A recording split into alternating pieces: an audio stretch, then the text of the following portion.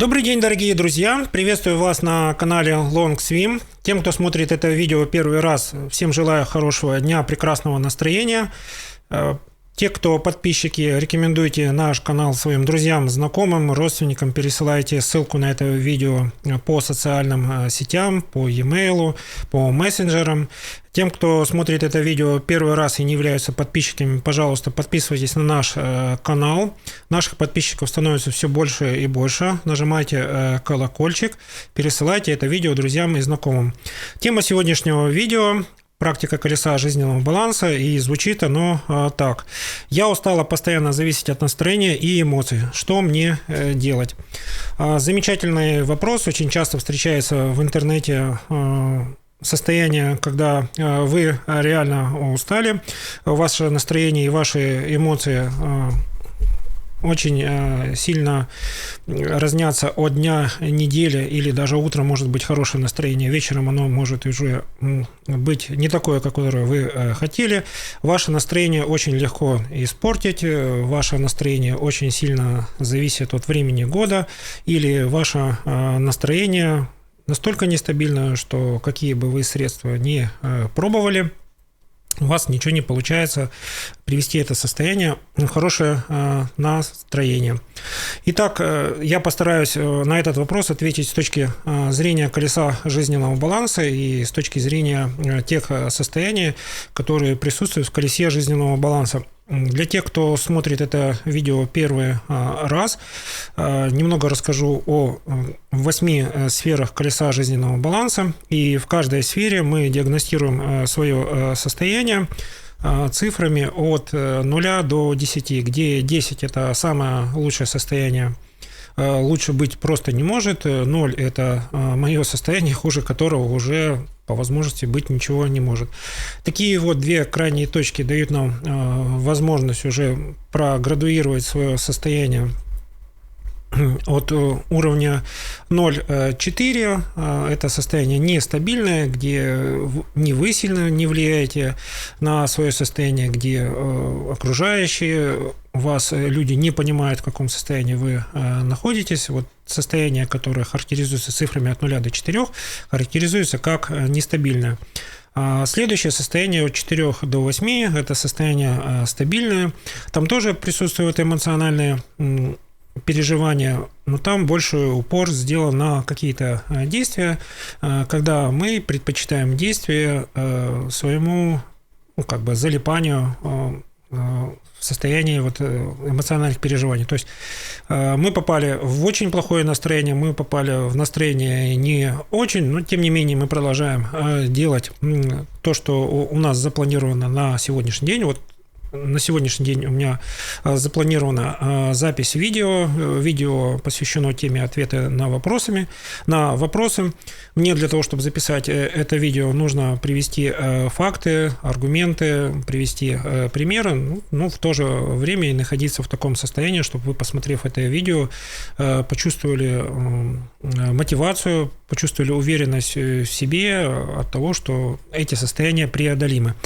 Состояние 8-10 – это состояние чрезвычайно высокой энергии. Вы наполнены этой энергией по самый свой предел, по самое горлышко, и любые люди, ваши знакомые, друзья, окружение, когда находятся с вами, не чувствуют. Вы прямо искрите, глаза блестят, вы с удовольствием делитесь своими эмоциями, рассказываете свои истории успеха. Любые дела в состоянии 8-10, они делаются буквально как попутный ветер вам, и вы все сделали достаточно хорошо. Возвращаясь к вопросу, я устала и постоянно зависеть от настроения и эмоций. Это первые признаки того, что вы находитесь в состоянии 0,4. Если мы будем анализировать колесо вашего жизненного баланса, не буду очень пессимистичен, скорее всего, состояние 0,4 очень сильно доминирует в одной из ваших сфер. Ваша задача, посмотрев видеоинструкцию, как продиагностировать колесо жизненного баланса, следующее видео, как проанализировать ваше колесо жизненного баланса, вы можете заполнить, провести первую диагностику и понять, что в какой-то из ваших сфер состояние 0,4, когда вы зависите от настроения и эмоций, очень ярко доминирует, и оно постепенно распространяется на все ваши другие сферы. Какой выход из этого состояния? Самый простой, самый эффективный и самый результативный – это сделать упор на яркость жизни, постараться уйти в отпуск, постоянно попробовать себя в длительном отдыхе. Таким образом, вы не выйдете из состояния зависеть от настроения и эмоций, но вы получите некоторую уверенность в том, что вы, выйдя из привычного ритма жизни, ничего не потеряли. У вас в жизни, в профессии остается одна и та же ситуация, среди друзей и знакомых остается та же самая ситуация. Вы просто вышли из пика этих эмоций, остались наедине с собой. Лучше всего, если это будет отдых с выездом из вашего города, населенного пункта. Желательно, чтобы этот отдых был не менее 14 дней. И в этот период я вам рекомендую вести дневник, где вы можете свое настроение каким-то образом охарактеризовать. Таким образом, мы получим результат, что все ваши эмоциональные переживания, настроения и эмоции имеют какое-то ограниченное количество характеристик. Допустим, это будет 8 или 50 или 70 характеристик, которые дают вам состояние, когда вы теряете силы, когда вы чувствуете некоторую опустошенность. Дневник позволяет вам локализовать глобализм вот этого негативного настроения, то есть вы получите какую-то законченную характеристику, что вас мучает, что вас расстраивает, от чего у вас грусть и печаль в глазах. Следующую сферу, которую нужно вам подключить из колеса жизненного баланса, это вернуться к творческим моментам, творчеству, хобби, которое вам было интересно. Это не обязательно рукоделие, это может быть увлечение компьютером, это может быть хорошее чтение книги, любые виды хобби, которым вы занимались, пожалуйста, вспоминайте, еще раз возвращайтесь к нему, погружайте старые записи, погружайте старые фотографии, это дает вам возможность найти опору в тех жизненных ценностях, которые у вас есть. Еще один очень эффективный способ. Не факт, что вы здесь найдете ответы, почему у вас такой вот частый период смены настроения и нахождения в сильных эмоциях. Это прокачать сферу личностного роста, найти какое-то обучение, которое вам нравится. Это может быть профессиональное обучение. Здесь вы сразу будете преследовать две цели. Пообщайтесь с коллегами на какой-то конференции. Если это обучение в другой стране, это будет очень глубокая перезагрузка ваших профессиональных навыков. Если это обучение вне вашей профессиональной деятельности, это дает вам возможность углубиться в мир знаний и посмотреть на эти знания даже из-под вашего не очень хорошего настроения и очень эмоций.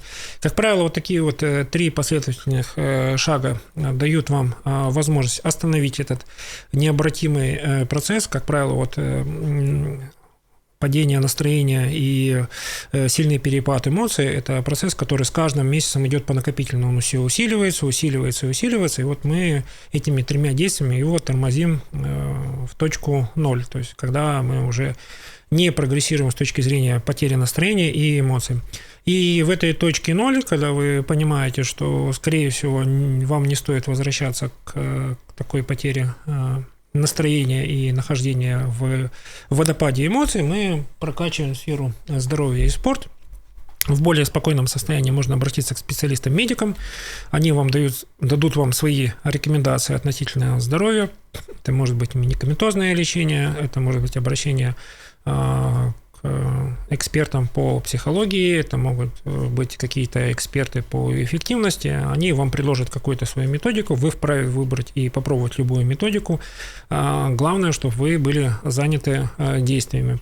В параллельку или вводим в вашу трудовую неделю очень полезную привычку регулярных занятий спортом. Лучше всего взять абонемент и попробовать занятия под руководством тренера. Это даст вам хорошую возможность не залипать в состояние эмоций, это даст вам возможность получить поддержку от единомышленников, которые будут заниматься с вами в спортзале, заниматься в одной группе, или вы там с кем-то познакомитесь и начнете делиться эмоциями. Это обмен эмоциями позволит вам от другого человека получить именно тот заряд, который вы ожидали, потому что если вы будете встречаться с людьми в таком же настроении, как у вас, ничего хорошего не получится, вы получите многократный эффект усиления этой эмоции. Что делать с остальными сферами, которые генерят вот эти вот эмоции? Для женщин очень важно понимать, что сфера яркой жизни, духовный рост и творчество – это там, где вы восстанавливаете свой запас энергетики. Если у вас запас энергетики достаточный, вы можете это трансформировать в знания и в хорошие привычки. Знания – это личностный рост, хорошие привычки – это здоровье и спорт. В здоровье и спорт важно, чтобы это стало вашим ежедневным ритуалом, еженедельной какой-то еженедельным каким-то графиком тренировок, и этот график тренировок позволяет вам находиться немножко в уставшем, но в более спокойном, умиротворенном состоянии. Теперь я плавно расскажу о тех сферах, которые генерят вот такие вот эмоции, плохое настроение и перепад эмоций. В первую очередь это сфера карьера и бизнес. У вас нет достаточно четкого плана. Хотите вы дальше двигаться по карьерной лестнице, либо вы хотите работать в параллельной работе в какой-то другой компании, в другом проекте. Я вам рекомендую, если вы работаете на одной работе, попытаться взять еще один проект, поучаствовать в каком-то проекте. Этот проект может быть от волонтерства до работы по профессии, позволит вам переосмыслить свой распорядок дня. Переосмысление распорядка дня неизбежно даст вам возможность по-другому взглянуть на свои эмоции. Если вы чередуете режим работы полноценным отдыхом, то есть у вас яркость жизни уже начинает прокачиваться, вот эта вот дополнительная работа позволит вам получить очередной рывок, когда вы уже будете гордиться своими профессиональными достижениями на другой работе, потому что первая работа – это не дает вам той эмоциональной поддержки от коллег, от клиентов, то есть это режим такого высшего напряжения, а на другой работе у вас будет, возможно, и мягче режим, вы почувствуете, что попали в более благоприятную среду. Такое тоже может быть, к этому нужно стремиться. Следующую сферу денег мы прокачиваем. Возможно, ваше настроение, ваши эмоции связаны с тем, что у вас в кругу своего ближнего окружения, среди клиентов, заказчиков, среди ваших коллег вас просто перестали ценить, и вам нужно продвигать свою экспертизу, свои знания, свои товары и услуги за пределами вот того населенного пункта, где вы находитесь, или за пределами той профессии, где вы находитесь. Такие шаги, которые связаны с продвижением вашей экспертизы, с продвижением вашей репутации, они в одних случаях могут быть затратны по деньгам, в другом случае, то есть имеют и свой огромный плюс. Они дают вам возможность реально оценить, насколько вы востребованы как специалист, насколько ваша репутация востребована в этом мире. Как правило, более 60% случаев, когда вы что-то сделали в отношении продвижения себя, к вам возвращаются в виде профессионального признания, к вам возвращаются в виде дополнительного дохода, и вы более востребованы в этом мире. Даже если рассудить чисто логически, если о вас знают в тот момент, когда нужно к вам обращаться, это замечательный тренд. Если про вас никто не знает, и вы живете в негативном состоянии своих коллег и окружения, этот круг нужно как-то рвать и выходить из этого круга и попробовать не такие токсичные отношения. Следующая сфера – друзья окружения. Это первый фактор риска, и это первая сфера, в которой рождается плохое настроение и эмоции. Давайте взглянем на миссию колеса жизненного баланса – это профессиональное и личное долголетие, то есть создание для человека самых благоприятных условий, или человек выбирает самые благоприятные условия своего окружения, чтобы жить долго, жить в профессиональном плане долго. И тогда мы начинаем задумываться, если мы стремимся к долголетию, зачем нам такое токсичное отношение, как менять правила игры, как людям донести те признаки того, что вам нравится, и делать так, что люди понимали, что если они портят вам настроение и стараются ухудшить ваше эмоциональное состояние, чтобы они в следующий раз не повторяли таких действий. Вот это вот задача друзья и окружение.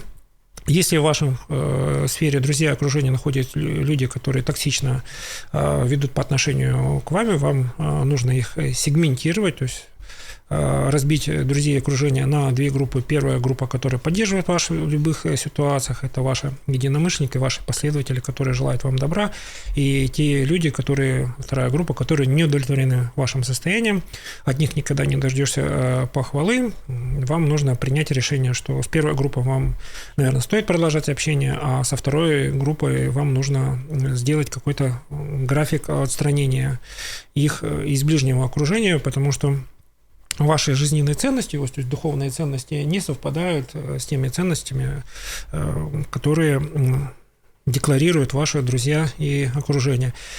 Крайний случай – это родственники. Безусловно, родство остается родством, но вам нужно понимать, что постепенный переход из состояния 0,4, в которое вас загнали, по факту оно получается именно так.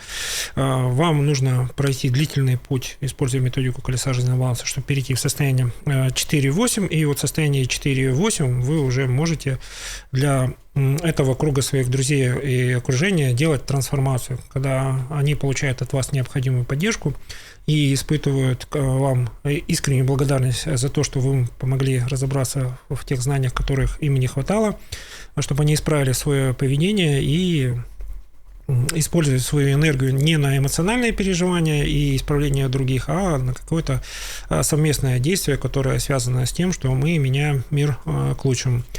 Следующая сфера – отношения и семья. Это второй по величине источник плохого настроения и эмоций.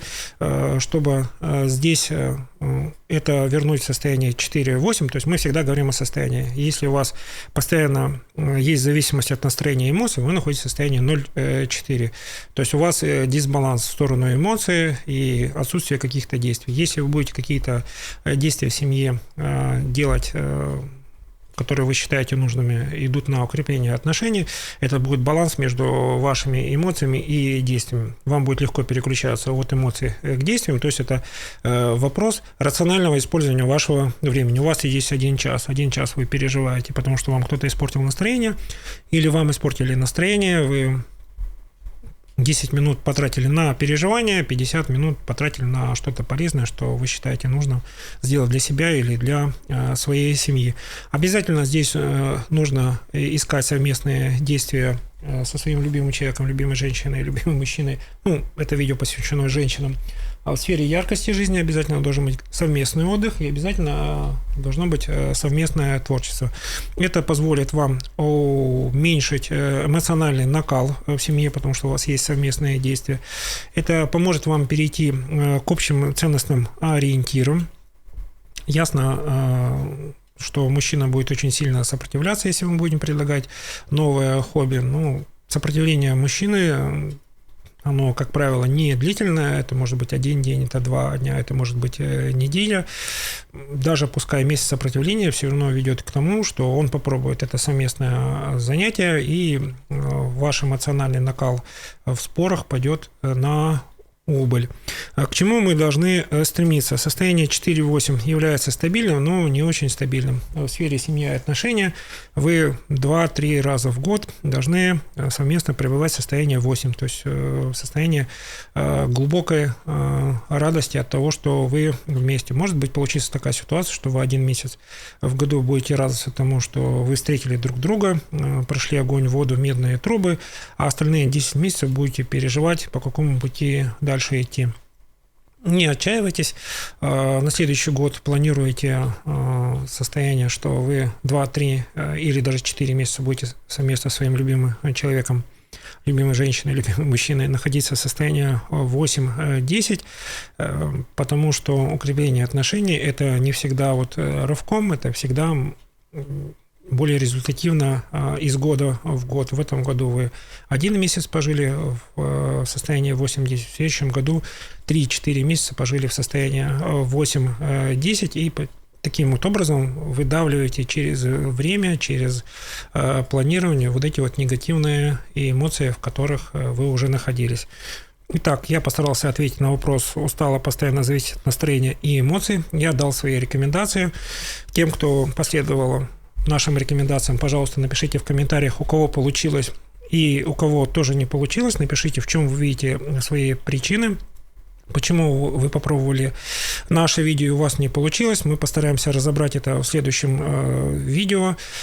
Всем, кто хочет поддержать наш канал, пожалуйста, пишите в комментарии, чем это видео вам полезными. Автомобилистам, кто слушает наше видео в автомобиле, желаю прекрасного пути. Всем, кто смотрел это видео, желаю хорошего настроения. У вас все получится, потому что я в вас верю.